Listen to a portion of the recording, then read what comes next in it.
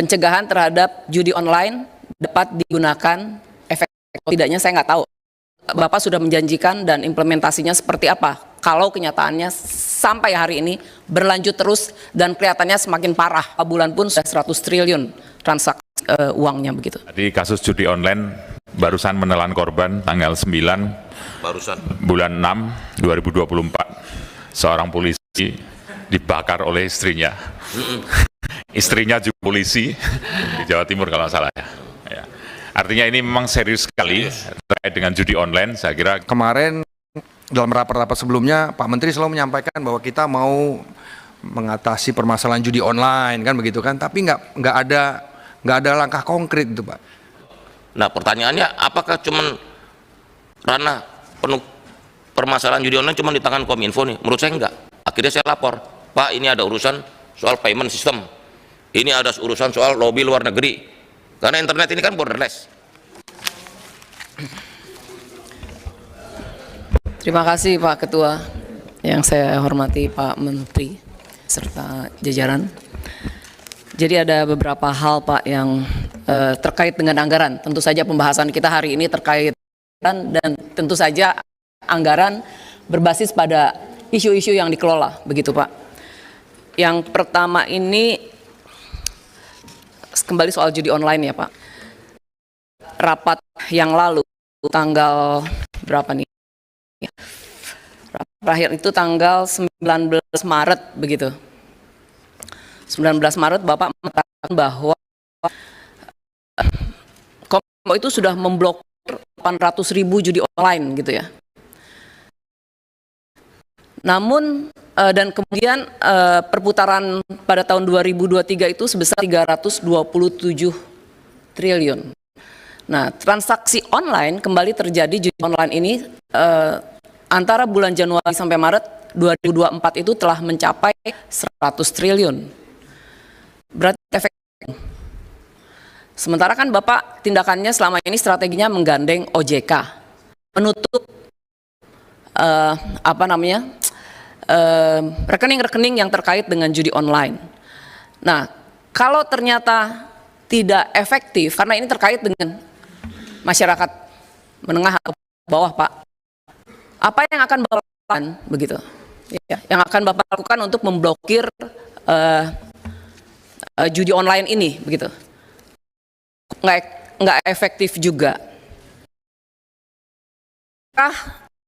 Strategi yang Bapak sebutkan itu sudah masuk ke dalam anggaran 2025.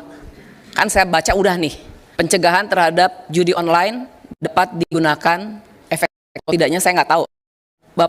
Bapak sudah menjanjikan dan implementasinya seperti apa? Kalau kenyataannya sampai hari ini berlanjut terus dan kelihatannya semakin parah. Bulan pun sudah 100 triliun transaksi uangnya begitu. Ya, terima kasih Pak Nurul.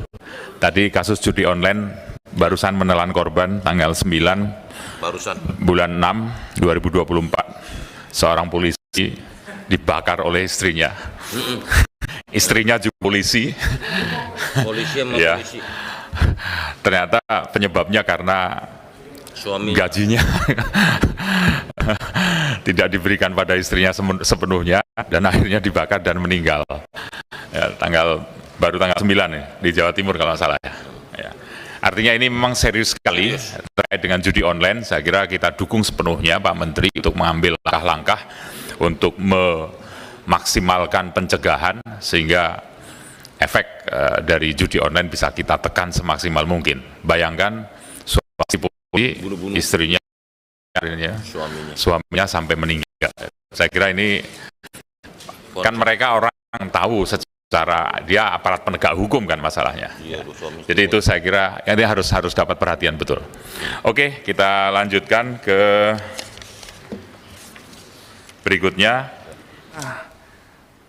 Kami mau menanyakan mengenai detail Pak. Kemarin dalam rapat-rapat sebelumnya Pak Menteri selalu menyampaikan bahwa kita mau mengatasi permasalahan judi online kan begitu kan, tapi nggak ada langkah konkret itu Pak. Kemarin Pak Hadi juga mengatakan akan ada MOU kerjasama internasional dengan berbagai negara langkah apa nih yang secara konkret? Karena naiknya nggak main-main, Pak. Makin hari makin ada tren kenaikan yang cukup besar, sangat besar, dan kemudian ini kita berhadapi replika terus. Akan diperbaiki, akan ada, tapi belum pernah kami lihat ada gerakan yang serius. Selanjutnya ini juga hot, ini soal judi online. Kita harus berduka cita karena ada polisi yang teman yang ketika saya baca beritanya, siapa yang mengangkat, siapa itu istrinya ya. Ternyata perempuan itu lebih kejam dari lelaki ya. Ini tanpa gender stereotip loh. Yang istrinya membunuh suaminya polisi, walaupun sekitar 3 minggu lalu let call TNI bunuh diri karena utang judi online 900 juta. Jadi memang judi online ini bukannya kita nggak bisa melakukan yang sesuai tugas kita. Kita sepanjang 17 Juli sejak saya dilantik jadi menteri itu ada 2 juta lebih konten saya take down. Nah pertanyaannya, apakah cuman ranah penuh permasalahan judi online cuma di tangan Kominfo nih? Menurut saya enggak. Akhirnya saya lapor, Pak, ini ada urusan soal payment system, ini ada urusan soal lobby luar negeri, karena internet ini kan borderless, lintas negara, servernya di negara lain, aparat keamanan, termasuk juga akhirnya diputuskan dalam rapat terbatas, Presiden memutuskan pembentukan Satgas Judi Online yang diketuai oleh Kemenko Polhukam, di mana saya sebagai Ketua Bidang Pencegahan dan Kapolri sebagai Ketua Bidang Penindakan. Karena itu pemberantasan judi online ini bukan tugas satu kementerian seperti Kominfo. Kominfo iya betul mencegah, take down, tapi yang lain masih ditangani oleh institusi lain, OJK, BI karena sistem pembayaran dan sebagainya. Ini lintas sektoral termasuk luar negeri. Dan mohon maaf, saya ini pendapat pribadi ya, bahwa yang disampaikan PPATK 100 triliun dalam 3 bulan itu, karena Pak Presiden akhirnya dalam rapat sudah bilang ke saya, udahlah pokoknya saya mau ukurannya angkanya turun, angka judi online-nya turun. Kalau 100 triliun per 3 bulan berarti kan kali 4 setahun bisa 400 triliun kan. Nah dari hasil pantauan kita, saya diskusi dengan berbagai teman, ini money laundering juga ini, bukan judi online doang, makanya gitu. Ya udahlah nanti aja lah ya, intinya bukan sekedar judi online, karena ada berapa kasus dia dapat duit dari mana, menang judi gitu loh ya. Apa